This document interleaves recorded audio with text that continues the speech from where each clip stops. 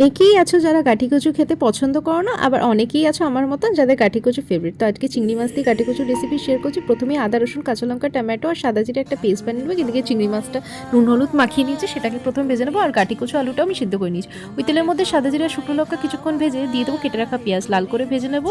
ভাজার পর ওই বেটে রাখা মশলাটা দিয়ে দেবো হলুদ গুঁড়ো আর লঙ্কার গুঁড়ো আর নুন দিয়ে ভালো করে কষাতে হবে। ওই 3 থেকে 4 মিনিট কষিয়ে কাঁচা গন্ধটা যেই চলে যাবে দিয়ে দেবো ওই সিদ্ধ করা গাঠি কচু আর আলু আর চিংড়ি মাছ ভেজে রাখা দিয়ে সব ভালো করে মিক্স আপ করে এবার কষাতে হবে। এবার যখন তেলটা সেপারেট আসবে পরিমাণ মতন জল আর নুন দিয়ে সব ভালো করে মিক্স আপ করে তারপরে যতক্ষণ আর কি ঘন হতে টাইম লাগে, কেন গাঠি কচু না একটু ঘন মানে এইভাবে মাখো মাখো খেতে ভালো লাগে। তো মেনুতে ছিল খুবই সিম্পল, গাঠি কচু চিংড়ি মাছ দিয়ে ছিল মিক্স ডাল পেঁয়াজ দিয়ে, যেটা আমার ভীষণই ফেভারিট, মাছের ডিমের বড়া, বেগুন ভাজা আর পটল ভাজা আর গরম ভাত। এর থেকে ভালো খাবার কিছু হতেই পারে না। ভিডিওটা ভালো লাগলে অবশ্যই লাইক শেয়ার সাবস্ক্রাইব করে পাশে থেকে পেজটাকেও ফলো করে দিও।